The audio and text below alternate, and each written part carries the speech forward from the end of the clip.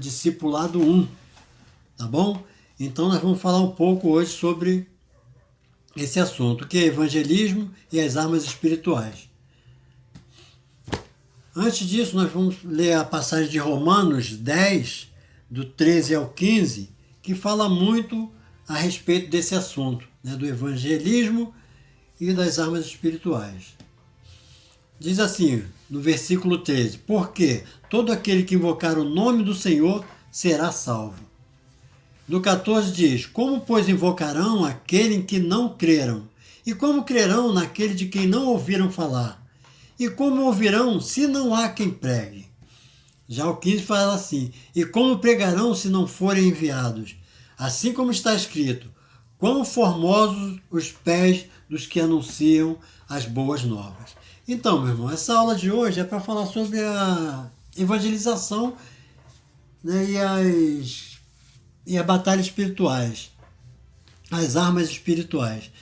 E nesse contexto, nós já sabemos, né, o que é evangelizar. Evangelizar é levar a pessoa que está no mundo, ao pecador, Jesus Cristo, o Evangelho, né, segundo Mateus, Marcos, Lucas, João, o que está em Romanos também, que faz parte de evangelismo. Ou seja, levar eles, o perdido, a conhecer Jesus Cristo, que é o único que pode nos dar a salvação, que é o único caminho. Quando ele mesmo diz, eu sou o caminho, a verdade e a vida. Ou seja, ele é o único caminho que nos leva à salvação. Então, hoje nós falaremos disso. E como fazer essa parte do evangelismo, para você fazer o evangelismo, praticar o ID do Senhor, você não basta ter boa locução, né, ter uma voz eloquente, né, que atrai as pessoas, não basta só isso. Para você evangelizar alguém, você tem que primeiramente conhecer a palavra de Deus, estudar bastante, conhecer a palavra de Deus, isso é o mais importante. Depois, você tem que aprender algumas técnicas, também para que isso seja possível. Né? Nós temos um livro, falando em técnicas, né? Nós temos um livro do professor Alex Rodrigues, né? Que é Didática Contemporânea, A Hora da Virada, que ele retrata muito bem esses detalhes. Né? Tem a parte que ele fala no livro, tá exatamente na página 15, que fala sobre estímulo, a conduta e a atitude. Ou seja, o estímulo, o que é o estímulo? O estímulo é aquilo que você vai falar para o novo convertido na hora que você encontrar com ele. Né? Na rua, no ônibus, no trem, no metrô, até no seu trabalho, dentro da sua família. Não só o novo convertido, a pessoa que está no mundo. Né? Então você vai chegar para ele e falar o quê? Dar um estímulo para ele. Né? Irmão, ó, Jesus salva, cura, liberta. Jesus pode te dar salvação, entendeu?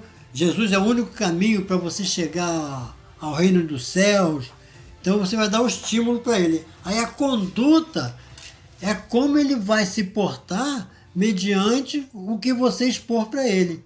Não é isso? Então você vai ver se ele está mais tendencioso a aceitar ou não aquilo que você a princípio propôs para ele, a princípio introduziu para ele. Entendeu? A partir disso, né, aí vem a parte do quê? Da conduta.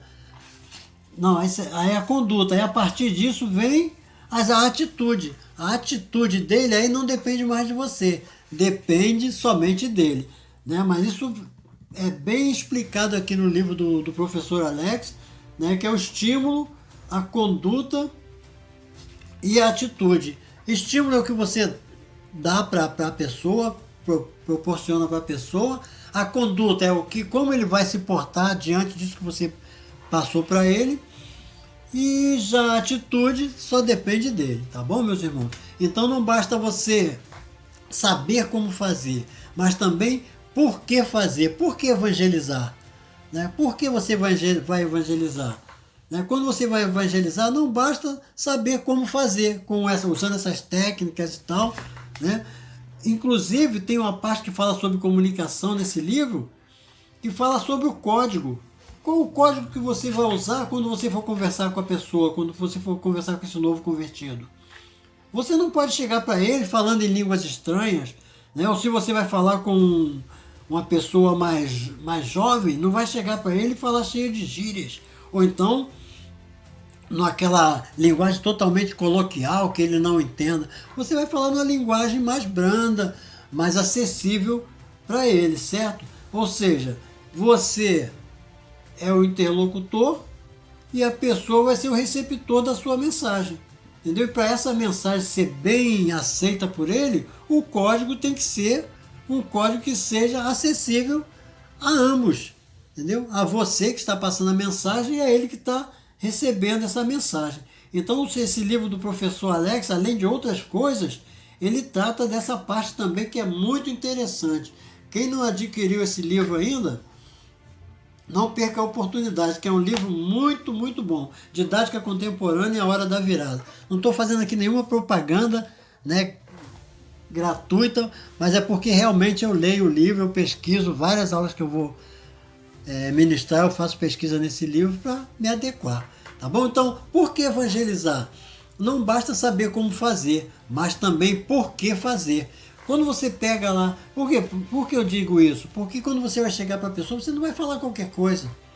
Né? Por exemplo, em Jeremias, no capítulo 23, em alguns versículos, no 16, 25, 28 e 31, diz assim, no 16, assim diz o Senhor dos Exércitos, não deis ouvido às palavras dos profetas que entre vós profetizam. Ensinam-vos vaidades e falam da visão do seu coração, não da boca do Senhor. Muitas pessoas querem falar daquilo que está no seu coração, não daquilo que ele leu na Bíblia. Entendeu? Então o profeta Jeremias já nos alerta em relação a isso, quando nós formos evangelizar. Outro versículo é o 25, Isaías 23, 25, diz assim, ó, tenho ouvido o que dizem aqueles profetas profetizando mentiras em meu nome, dizendo, sonhei, sonhei.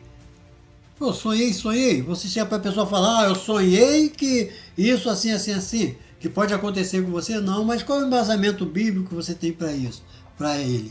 Aí no versículo 28 diz assim, ó, o profeta que teve um sonho, que conte o sonho, e aquele que está a minha palavra, que fale a minha palavra com verdade.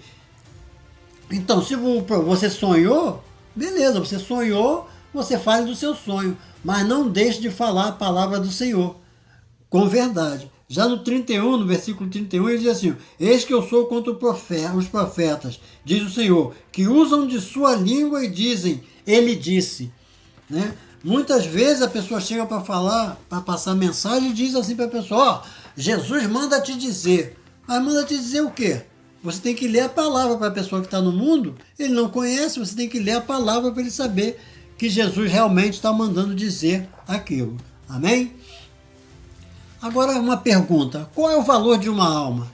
Qual é o valor de uma alma para você, meu irmão? O que você tem feito para ganhar almas para o reino?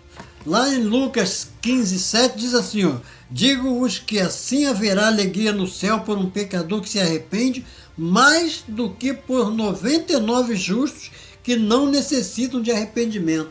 O que quer dizer isso? Na linguagem mais popular, haverá mais alegria no céu por uma pessoa que se arrepende, um pecador que se arrepende, do que por 99 justos que não precisam de arrependimento. Então, irmão, o importante de uma alma, a importância de uma alma é gigantesca. Quando você prega, você evangeliza por amor à alma, significa o quê? Que você entendeu o amor de Jesus por você, o amor de Deus por você e por cada um de nós. Por quê? João 3,16 diz o quê? Porque Deus amou o mundo de tal maneira que deu seu Filho unigênito para que todo aquele que nele crê não pereça, mas tenha a vida eterna.